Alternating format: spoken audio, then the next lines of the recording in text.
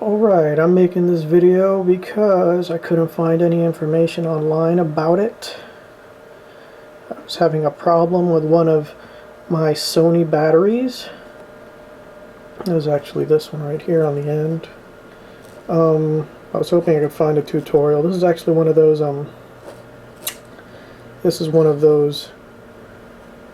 I believe it's a Chinese imitation battery. I'm going to go into what the problem was with it, and I'm also going to tell you guys why I think Sony makes a crummy battery, and why I advise to stay away from Sony products because of this proprietary garbage that they use in their batteries. And I'll start with this one as an example. As you can see, I popped the battery terminal cover off, and it's this piece right here which I'm holding on top.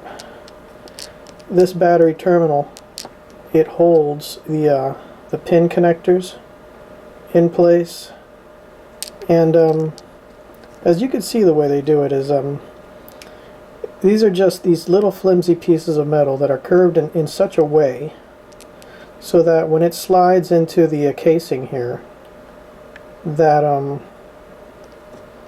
you've got those little tips at the edge that allows the actual receiving end on the back of the camcorder to slide between those flimsy little pieces of metal. I know I'm going to sound like a total Apple fanboy, but I mean, Apple solders its batteries directly to their devices, and it's abundantly obvious why they do that now when I look at this. You don't have to buy a new battery for an Apple product. You pretty much have the same Apple battery and your same Apple product forever. I had an old iPod. It lasted me many years. My first generation iPhone I still have. That has lasted me, gosh, 4 years now. And I have an iPhone 4, which I'm very happy with, and I don't ever have to worry about replacing the battery, because I think Apple addressed that problem, and it's abundantly clear what the problem is with batteries, and that's how they connect to your device.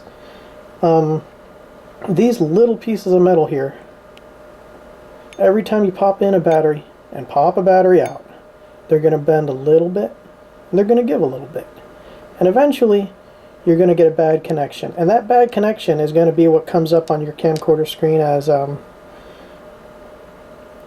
forget what it says. It says something like improper battery, or battery not working, or use the correct battery with your camcorder.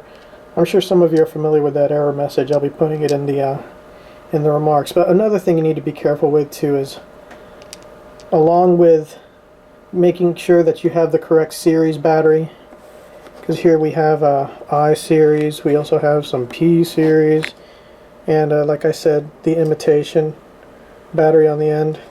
This imitation battery actually fit in to my camcorder, but as you can see, it's a 7.2 volt. You really got to be careful with that, because the camcorder battery that's actually in my camcorder now, I can't show it to you, I think it's a 6.2 volt, and you don't want to be putting the wrong voltage battery.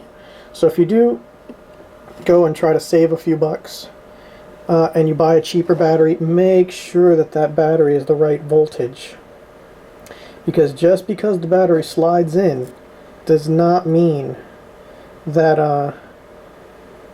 that it's good for your camcorder. If you keep running a battery with a higher voltage in your camcorder, you could eventually screw up your power controller in your camcorder, and I believe they all make these camcorders just long enough to outlast warranty. That's why we have warranties, so that they have a due date of functionality for their device, and once it passes that due date, if it breaks, great. They could charge you half the price of the camcorder to repair it.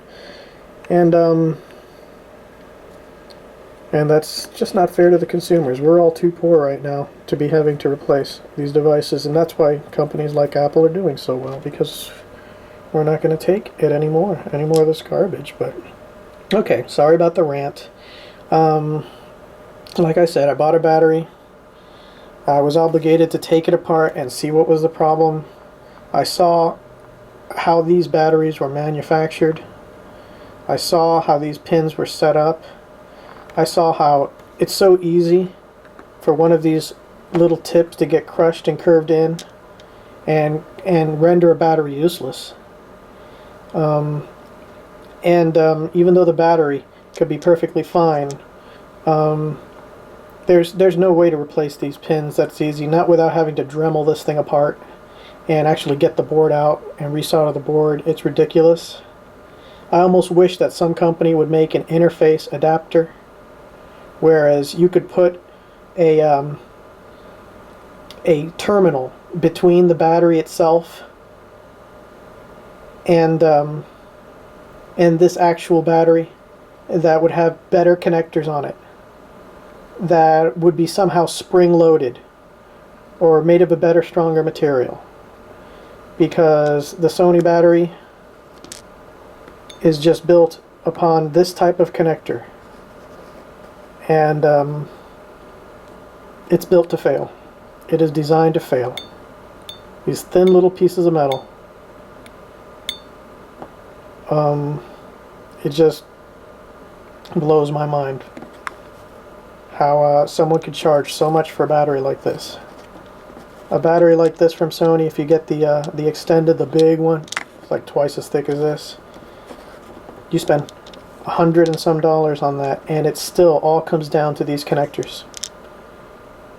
These flimsy little connectors right there. All it takes is them to flex open a few times, and once they stay open, they're not making contact anymore. And you're going to think, oh, my battery went bad. Time to spend another $100, and that's exactly what they want you to do. And then when you recycle them, see, I don't know what happens if you even recycle them or you just throw them in the trash. You should recycle these, but like I said, I looked online all over the place. I was trying to find maybe a guide or something to get one of these batteries working again if there was a terminal problem, and I couldn't find any guide. So I'm showing you what I was able to find by popping off this terminal cover, and showing you the essential garbage that is used to connect these little pins in this little micro tweezer kind of setup, where the connecting terminal slides through, like I'm showing you on my nail. And we all know what happens if you keep connecting and reconnecting stuff, right? These little pins are slowly going to push apart, and eventually they're going to get pushed apart so much that it's just not going to connect anymore. It doesn't matter whether you have a good battery or not. It's just, that's it. The lifespan is not determined by the quality of the battery. The lifespan is determined by these connectors. And if you can't connect, you don't have a useful battery. And so yeah, I mean, this is not, I'm not slandering a product, I'm just showing you what it is. It's a sucky product. They need a new kind of battery interface. They need to make it so that there's a good contact that'll stay contacted, and it's not flex based like this flex based garbage. Oh well, that was my rant online about Sony batteries and the problem I have with them, and how this is just one of those things. You see how the metal contacts are up there? It's a good battery. Metal contacts stay up there. Those two little pins, they're just barely touching, and a plate, the connector plate, slides right between them. But if for some reason that connector plate catches on the top edge of any one of those, it'll bend that pin in, and that's it. The battery's done. See this one? This is an older battery. If you look there, you'll see where that's actually happened. This connector here on the right, it got caught, it got bent in and down, and it renders the battery useless. See, I'm not going to blame Sony for this one. This one is an imitation battery. Perhaps they hold their batteries up to a higher standard, but the actual battery that I took apart, this one, for reference, this was a Sony. I believe it to be an official Sony in full lithium, unless this is an imitation. It's getting really hard to tell nowadays whether it's the legitimate or the imitation battery, just due to how rigorous the Japanese are, or forgive me if it's not the Japanese or the Chinese or whatever other nation is building batteries and trying to undercut Sony's profits. But this one actually had the same problem. Some of the pins started curling down a little bit on the side. All it takes is for the little skid plate connector, when it goes in here, just to catch it just right and bend that pin down, and that's it. You have a useless battery. So yeah, I understand that lithium-ion batteries, they lose charge over time. But dude, just plugging it in, bending a pin, dude, that sucks, man. That really sucks. I understand, take it back, get a new one, but it's my fault for trying to save a bit of money online. So that's the end of my rant. This is what I have learned about Sony batteries. I don't know if there are any other companies that use a similar interface to connect their batteries to their devices, but I want something a little bit more resilient, something that's a bit tougher,